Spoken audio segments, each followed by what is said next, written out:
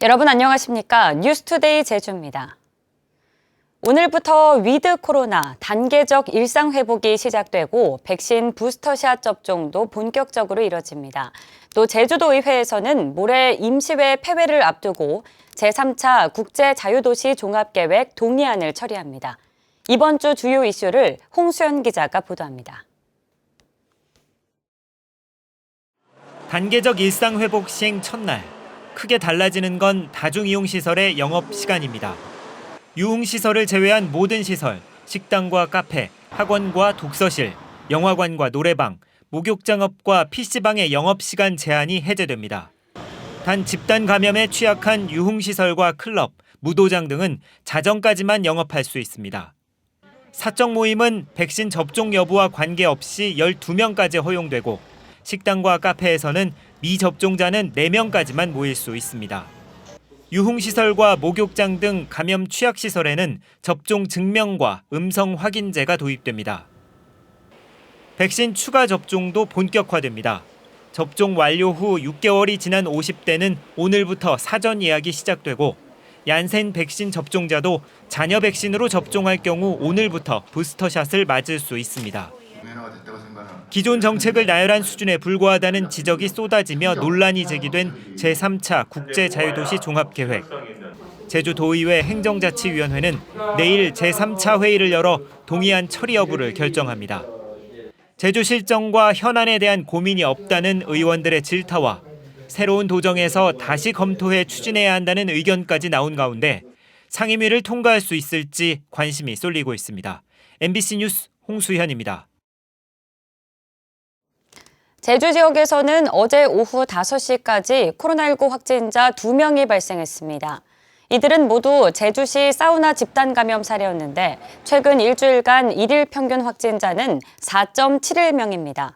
오늘부터는 12세에서 15세 사이 소아청소년 1차 접종이 시작되고 접종 완료 후 6개월이 지난 50대와 기저질환자, 우선접종 직업군에 대한 추가 접종 사전 예약이 시작됩니다. 지난 7월 제주에서 발생한 중학생 살해 사건 현장에는 경찰의 신변 보호용 CCTV가 설치돼 있었지만 녹화만 되고 실시간 감시가 되지 않아 범행을 막지 못했는데요. 경찰이 인공지능 CCTV를 신변 보호 대상자 거주지에 설치해 시범 운영에 들어갔습니다. 박주연 기자가 취재했습니다. 흉기를 든 한 남성이 주택의 문을 두드리며 안으로 들어가려 시도합니다. 그 순간 신변보호를 요청한 여성의 휴대전화에 알림음이 울리고 집 밖 CCTV에 찍힌 남성의 얼굴이 전송됩니다. 여성은 112 상황실과 연결된 스마트워치로 경찰에 도움을 요청합니다. 살려주세요. 밖에 사람이 칼을 들고 있어요. 문 두드리고 있어요. 네, 알겠습니다. 경찰은 상황실 CCTV로 현장을 살피며 경찰관들을 출동시킵니다. 모든 사건 살려달라는 시민이가 주급 중발해 주십시오. 현장에 도착한 경찰은 남성을 체포하고 여성을 안전한 곳으로 대피시킵니다. 가해자가 집 주변을 배회하거나 경계구역을 침범하면 얼굴을 인식해 신변보호 대상자에게 실시간으로 알려주는 인공지능 CCTV 시스템을 이용한 훈련 모습입니다. 녹화 기능만 있는 기존 CCTV와 달리 경찰서 상황실에서 현장을 지켜보며 신속하게 대응할 수 있는 인공지능 CCTV는 전국에서 처음 시행됐습니다. 경찰은 신변보호 대상자 거주지 등 5곳에 설치하고 제주도 CCTV 관제센터와도 연계해 가해자 도주로 추적에도 활용할 계획입니다. 제주경찰은 올해 말까지 인공지능 CCTV 5개소를 시범 운영해서 성능 미비점을 개선하고 신변보호 대상자의 안전확보 효과를 검증할 계획입니다. 경찰청은 제주 지역 시범 운영 결과를 토대로 내년부터 인공지능 CCTV를 전국으로 확대 시행할 예정입니다. MBC 뉴스 박주연입니다. 개발 행위가 엄격히 제한되는 절대 보전 지역이 늘어날 것으로 보입니다.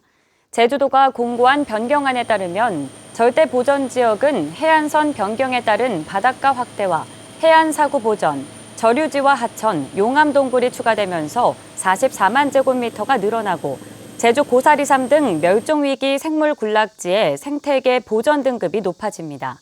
제주도는 11월 15일까지 변경안을 주민 열람한 뒤 도의회 동의를 얻어 최종 고시합니다. 제주도와 제주시 봉계동 쓰레기 매립장 주민대책위원회는 봉계동 폐기물 처리 시설을 2024년 1월 11일까지 연장 사용하는 것으로 최종 합의하고 협약을 맺었습니다. 봉계동 폐기물 처리 시설 사용 기한은 당초 10월 31일이었지만 색달동 광역 음식물 처리 시설이 소송으로 지연되면서 재연장이 불가피해졌습니다. 협약에 따라 마을 지원과 수건 사업이 추진되며 악취 저감과 사후 관리는 주민들과 협의하게 됩니다.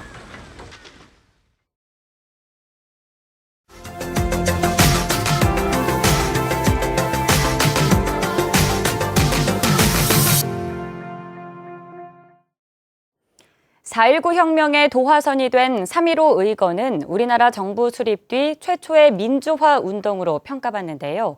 당시 이승만 자유당 정권의 부정선거를 폭로해 3.15 의거 발원지가 된 민주당 마산시당 건물에 기념관이 개관해 시민의 품으로 돌아왔습니다.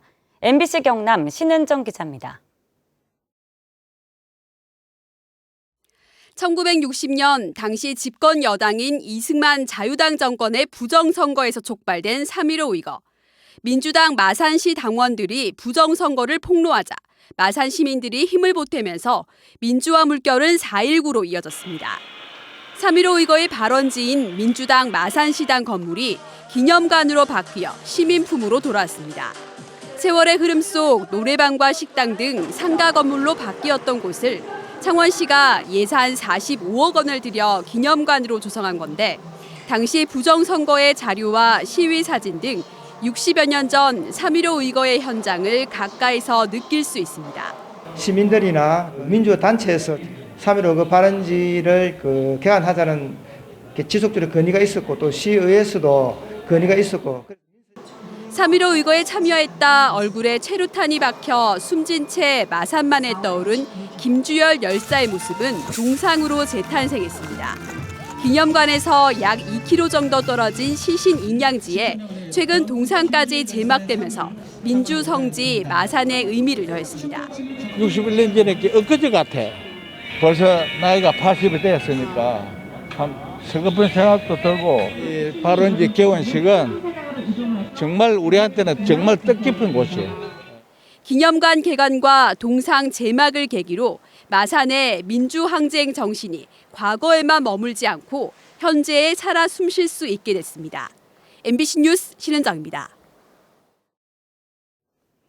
10년 뒤 전국 4년제 대학의 3분의 1이 소멸 위기를 맞을 가능성이 높다는 이야기가 나오고 있는데요. 수도권에서 먼 도시부터 다시 말해 벚꽃 피는 순서대로 대학이 문을 닫을 거라는 이른바 벚꽃 엔딩이란 말까지 나도는 가운데 과연 통계적으로 증명된 것인지 실체를 분석해봤습니다. 부산 MBC 이두원 기자가 보도합니다. 부산의 한 대학에서 일본어를 전공하는 신승찬 씨. 졸업을 앞두고 또 다른 복수 전공을 시작했습니다. 하지만 졸업이 다가올수록 지역 대학 꼬리표가 걱정입니다. 지방과 더불어서 이제 학교 타이틀 때문에 그런 저희의 노력이 조금 저평가되는 건 아닌가 하는 그런 약간 피해 의식 아닌 피해 의식도 이제 생기는 것 같아요. 거점 국립대 재학생도 사정은 비슷합니다. 취업을 위한 이른바 스펙 쌓기조차 대부분의 기회가 수도권에 몰려 있습니다.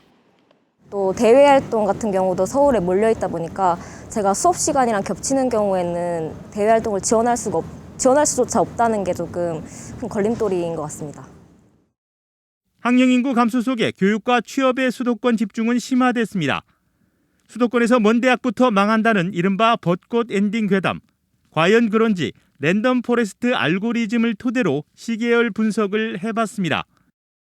내년부터 오는 2031년까지 연도별 위기 대학을 지도에 표시했습니다. 그 결과 수도권에서 먼 쪽부터 위기를 맞기보다는 전국에서 동시다발적으로 위기가 찾아오는 것을 볼 수 있습니다. 대학의 자체 상황과 소재 도시 규모, 인구수, 대학 밀집도, 도시화 정도 등에 따라서도 영향을 받는 것으로 볼 수 있습니다.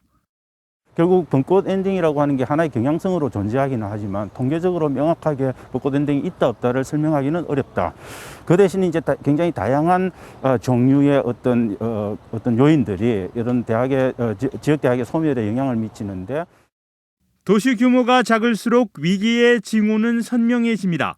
10년 뒤 위기 대학 비율은 서울 47.2%, 광역시 51.7%, 대형 일반시 50%인데 군 단위 소재 대학은 61.5%로 폐교 가능성이 커집니다. 수도권에서도 경쟁력이 낮은 대학부터 벚꽃 엔딩을 맞이하겠지만 비수도권 대학은 보다 심각하고 급속히 진행될 것으로 예상됩니다. MBC 뉴스 이두원입니다.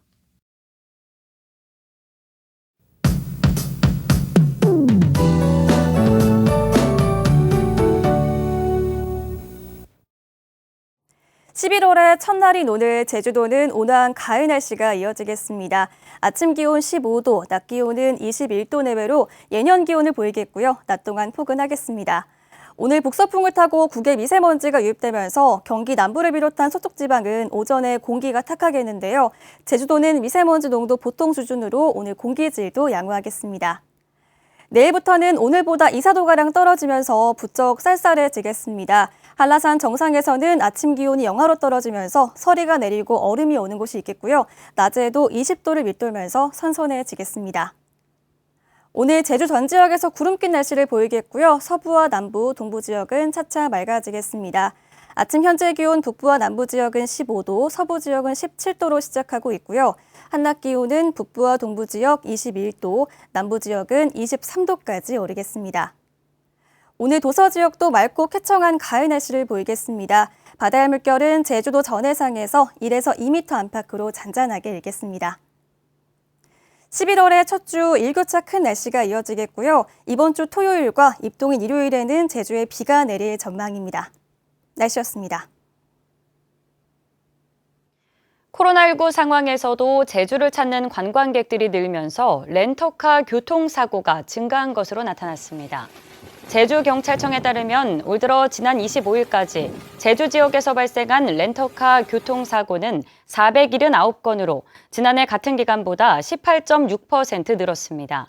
또 렌터카 교통사고 사망자는 6명으로 지난해 같은 기간보다 갑절이 늘었고 부상자도 837명으로 15% 증가했습니다. 광동제약이 앞으로 4년간 제주도 외 지역의 삼다수 유통을 맡게 됩니다. 광동제약은 오는 12월 15일부터 2025년 12월 31일까지 소매용과 비소매, 업소용 삼다수 유통을 맡고 제주도 개발공사와 합의하면 1년 더 맡을 수 있는 위탁 판매 계약을 맺었습니다. 광동제약은 2012년부터 삼다수 소매 판매를 맡아왔는데 제주 지역과 전국 대형마트에는 제주도 개발공사가 직접 공급하게 됩니다. 도내에서 판매 중인 먹는 샘물 제품의 수질이 모두 적합한 것으로 나타났습니다. 제주도는 도내에서 유통 중인 먹는 샘물 9개 제품을 대상으로 수질 검사를 실시한 결과 51개 항목에서 모두 적합 판정을 받았다고 밝혔습니다. 한편 지난 6월에 실시된 먹는 샘물 제품에 대한 수질 검사에서도 모두 적합 판정이 나왔습니다. 올해 3분기 제주 지역 순유입 인구가 지난해보다 감소했습니다. 통계청에 따르면 올해 3분기 제주 지역의 전입 인구에서 전출 인구를 뺀 순유입 인구는 879명으로 지난해 같은 기간에 비해 40.2% 감소했습니다. 한편 올해 9월까지 제주 지역의 누적 순유입 인구는 2,945명으로 지난해 같은 기간에 비해 83.4% 증가했습니다. 도내 가을철 산악사고가 급증한 것으로 나타났습니다. 제주도 소방안전본부에 따르면 지난달부터 지난 28일까지 산악사고 출동 건수는 62건으로 지난해 같은 기간 38건보다 40% 증가했습니다. 소방당국은 코로나19 여파로 등산객이 증가하면서 산악사고가 늘어난 것으로 분석하고 충분한 준비운동과 체력에 맞는 등산로 선택을 당부했습니다. 뉴스를 마칩니다. 활기찬 월요일 보내십시오. 고맙습니다.